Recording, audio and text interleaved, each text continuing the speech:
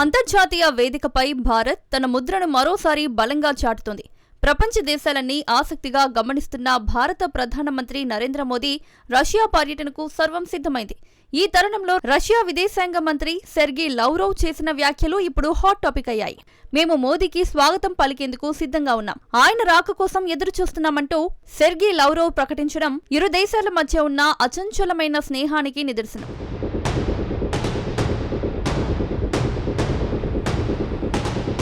Russia రాజధాని మాస్కోలో media ప్రతినిధులతో మాట్లాడిన లవ్రోవ్ భారత్ను ఒక నమ్మకమైన మరియు వ్యూహాత్మక భాగస్వామిగా అభివర్ణించారు.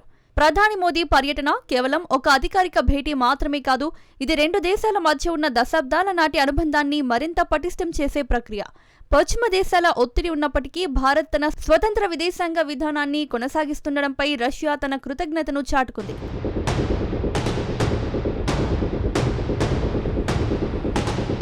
ఈ పర్యటనలో చర్చకు రానున్న కీలక అంశాల్లో ప్రధానంగా రక్షణ రంగం.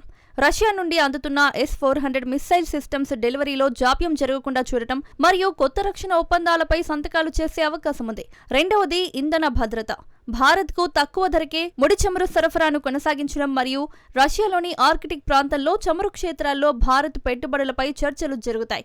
మూడవది పేమెంట్ మెకానిజం. డాలర్తో సంబంధం లేకుండా రూబల్ పద్ధతిలో వాణిజ్యాన్ని ఎలా పెంచాలనే దానిపై ఒక స్పష్టమైన రోడ్ మ్యాప్ సిద్ధం కానుంది. ఇక చివరిగా అంతర్జాతీయ శాంతి.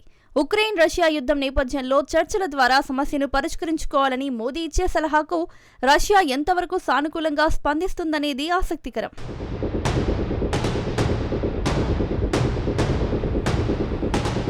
ఇప్పుడు ప్రపంచ దేశాల చూపు భారత్ వైపు ఎంతో ఆసక్తికరంగా చూస్తున్నాయి. ఒకవైపు అమెరికా మరియు యూరప్ దేశాలు రష్యాపై ఆంక్షలు విధిస్తుంటే, మరోవైపు ప్రపంచంలోనే అతిపెద్ద ప్రజాస్వామ్య దేశాధినేత రష్యాలో పర్యటించడం ఒక బలమైన రాజకీయ సంకేతం.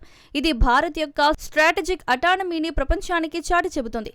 లవ్రోవ్ మాటలను బట్టి చూస్తుంటే క్రెమ్లిన్ మోదీకి రెడ్ కార్పెట్ స్వాగతం పలికేందుకు అన్ని ఏర్పాట్లు పూర్తి చేసినట్లు అర్థమవుతుంది.